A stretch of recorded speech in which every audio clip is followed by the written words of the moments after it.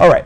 Well, it's now time for this month's CMS Corner. We really like this segment because it's the segment, the opportunity where we chat with world-class industrial professionals who are associated with our very close partners, the Coordinate Metrology Society, the CMS. And the CMS is the authority for hardware, software, services, and peripherals within large volume, close tolerance, portable, three-dimensional test, measurement, and alignment.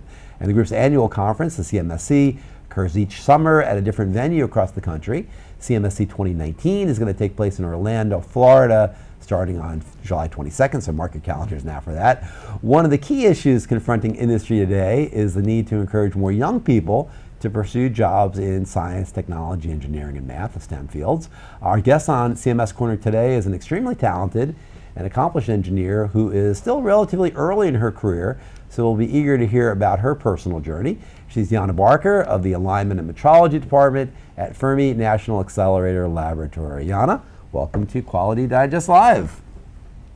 Hi guys, thank you for having me here today. Of course. Well, before we get started, why don't you tell us what you do at Fermi Lab, what your role is? So I am, as you said, part of the Alignment and Metrology Department. We are taking care of aligning Fermi Lab's experiments and keep Fermi Lab straight, as I like to say.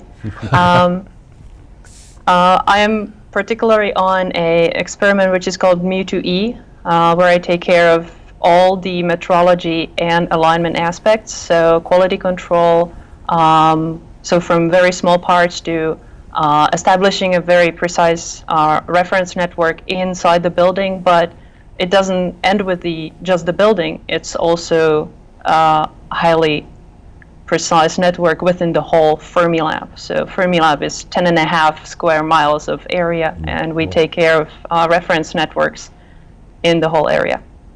Very interesting. Yeah, we were talking a little bit before the show. I know you and Dirk were chatting a little bit about your background, your educational background, and how you kind of came to your current position with Fermi Lab. Can you kind of walk through that with us and the audience a little bit? So I started my high school in a professional civil engineering high school, and after that I was thinking what to do next, and I was very interested in nuclear physics, but that didn't really work out for me. So I've decided to join the geodesy family and went to Czech Technical University in Prague to study a bachelor's in geodetic science with a specialization in geodesy, cartography, and geoinformatics. And then I continued for master's in the same, and I did we called it an engineering geodesy, which is the construction side geodesy and those kind of stuff. But I did not hear about metrology even within the school. It was just a very boring subject about how to certify tape measurements, tape measures. So. Then I really sucked in it in the first time.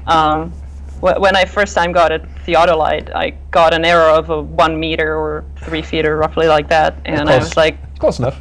I'm going to starve to death in this in this line of job, and it got better slightly.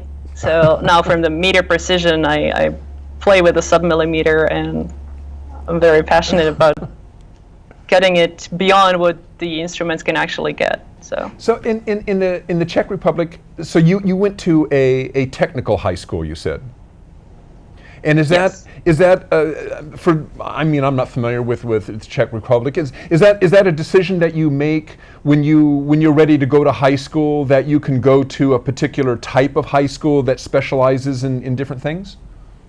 Yes, correct. So you can study civil engineering on a high school or mechanical engineering, but also become a kindergarten teacher or something. So you decide when you're 15 after elementary what to do. And some of the people actually stay there for their whole life. So what you have to decide in 15 years of age what to do the whole life. That's a little bit harsh. I'm still trying to figure out. I was like 62. I was like, I don't know what I'm going to do. Exactly. I'm working here for now, so. Well, having that perspective, listening to that a little bit, obviously you had a lot of skill for this at a young age. I mean, 15 is very young. So you had an idea that you wanted to get into the STEM fields at a very young age.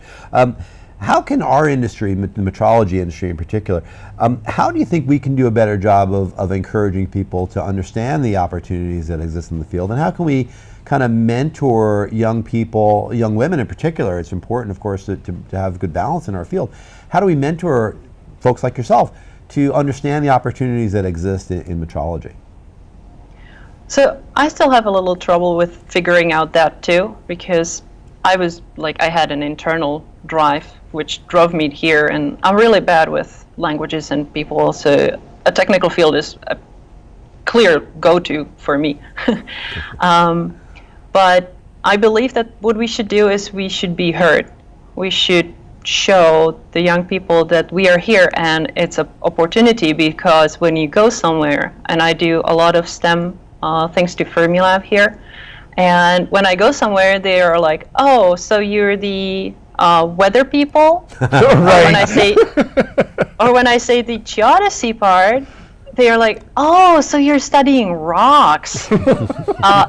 No, sorry, wrong, twice. So I think we should show the world that we are here and we are important. And I like Alfredo saying last time that he had this iPhone and it just came up from the factory, right? But if you're a metrologist, you know that that's not how that happened. So to show the people that that's not how iPhones happen. Now, did you have somebody you mentioned that you were kind of internally motivated, intrinsically motivated. This all interested you, and so that's how you kept going with it. But was there anybody in your life that was kind of, I don't know, a mentor or somebody that you looked to who also kind of steered you in a direction, or was it just purely just your own interest, your own excitement about the topic?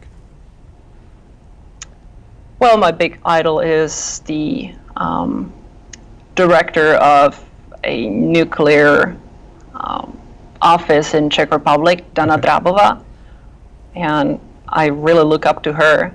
And so there was somebody in your life who kind of kept your interest going and showed you that there was a path forward. It wasn't, you know, that you could pursue this this passion of yours. Yeah. Yeah. Okay. There are a lot of people which are encouraging passion for anything. It doesn't matter if it's bugs or I don't know, trains, or you want to be metrologist, be passionate about it and like to do it. So. Yeah. And there were a number of young people in Reno at CMSC this year that I saw, students that were there walking through the hall, and you were there, I know, in Reno too. That must be encouraging you to see these young people who maybe don't know a lot about the field kind of walking around and learning more about it too. Yeah, I kind of enjoyed that. It was a bunch of very brilliant people, but not to talk just about the young people, all the older people which were there. Oh. Now I offended them for sure. all the old guys. And I mean, the experienced. It's yes. very nice to talk to them too, but the younger people were there, really brilliant people. Mm-hmm. I really enjoyed talking to them, and inspirational as well. And Jana, in the minute or two we have left, I want to talk just about the CMSC, the Coordinated Metrology Systems Conference, and the Coordinated Metrology Society. And the Coordinated Metrology Society Conference. You presented a paper this year at the show, and the paper was published in the Journal of the CMSC. I was happy to work with you on that.